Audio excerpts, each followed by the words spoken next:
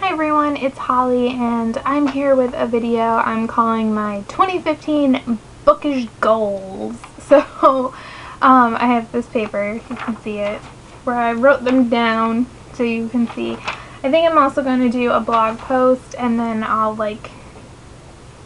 periodically update on some of these, or at least, I don't know, I'll explain. 3 categories of bookish goals.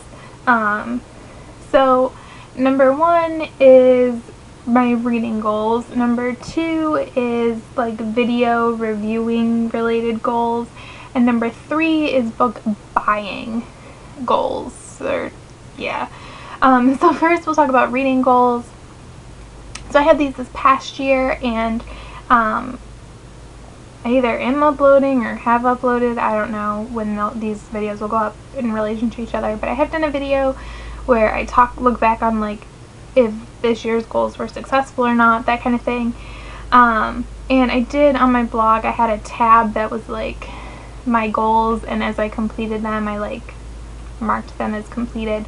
And I would say that it was fairly successful, so I've kind of modified them a little bit for this year.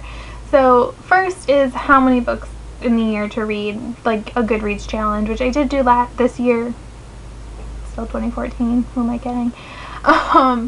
And I completed that easily. I did 100 books. I kind of knew 100 books would be easy for me to complete, but I didn't want to feel too much pressure, and so honestly I'm going to stick with 100 books again. You never know what's going to happen. I mean, it's just a Goodreads goal. Life isn't going to fall apart if I don't complete it, but I feel safe there, and yes, I'd like to challenge myself, but I consider my other categories more of a challenge. So next is series. I think last year I set it at 10 and I blew that out of the water, so I decided to do 15. And for me, that means finishing 15 series, not necessarily starting and finishing, but finishing. So I upped my reread goal to 10. I think it was 5 last year, and I did that pretty easily. And I just really am struggling with finding time to reread because I'm concerned about having so many books on my TBR shelf and not rereading, but I enjoy rereading, and so I just kind of upped that goal to try and encourage myself to do more of that. New to me authors, I did this last year too. I set it at 10, maybe 5. I don't know, and I destroyed that one. It was ridiculous. I stopped keeping track. It was so hard. I had read so many, so I put it to 15 this year. I'm kind of concerned that maybe I'm reading so many people now that I might stop trying to expose myself to more authors. And I say new to me because I don't mean debut authors, but just authors I've never read. 2 categories I'm kind of combining, and those are classics and nonfiction, and so together I want to read 5. And last is big books, which I'm doing 5. Would like to read 5. I think that was my goal last year. So next is my reviews and videos kind of goals. I did do this last year, but I didn't keep track of it enough, and I kind of want to make a point of doing that more. So first, for reviews, I would like to do written reviews of at least 80% of the books that I read. So between my blog and Goodreads, although I usually post them on both. Now, in this last almost half of the year, I would say I've been doing written reviews of everything I read, and that's the ideal. I would, if I could, I want to review everything. But I feel 80% is realistic. And I would like to do video reviews of at least 50% of the books that I read. And that doesn't include wrap-ups. Just more general video goals is, I don't know if this is necessarily a goal, but I don't plan on doing monthly wrap-ups anymore. Honestly, I feel I read too much to do a monthly wrap-up. And they're just too long. It takes too long for me to film. It takes too long for me to edit and upload it.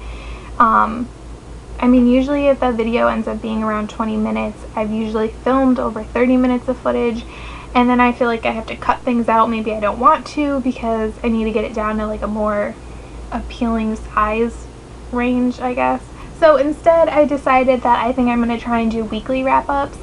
This is something I've been toying with for a while. I follow a couple of people that do weekly wrap-ups, and I really like them. So I'm going to try doing that instead, just starting in January. So I'll do my December wrap-up, and then the week after that my weekly wrap-ups will start. And I think they'll go up on Mondays, so I'll film them on like Saturday or Sunday and put them up on Monday, hopefully. Finally are my like book buying related goals. So I've been sort of like really tapering down the book buying as the year has come to an end, and I kind of want to keep on that trend. I don't mind having a bigger TBR shelf because I do read a lot in a month, and my reading taste can vary dramatically, so I want to have a lot of options. But at the same time,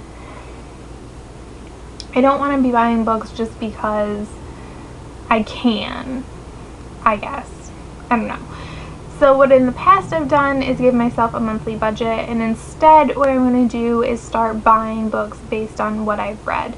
So by that I mean for every 3 books I read, I can buy 1. Now, this is kind of a weird thing, so in January I'm giving myself permission to buy 5 books, and then after I do that, this will start. Those 3 read books can be physical or ebooks, but rereads do not count towards that. And if I unhaul more than 10 books, then I can buy 2, but I very rarely do that, so.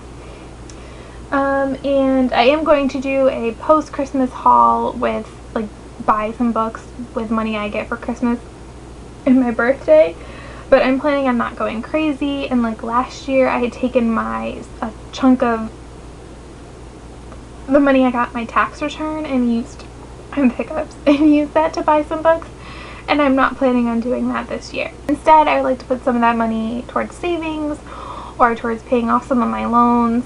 And that's the other thing, I just have a lot of student loan debt, and I feel like this might help me cut back on spending. So those are my 2015 bookish goals. If you have any goals or you want to talk about your plans, what you are hoping to accomplish next year, let me know down in the comments, and thanks for watching. Bye!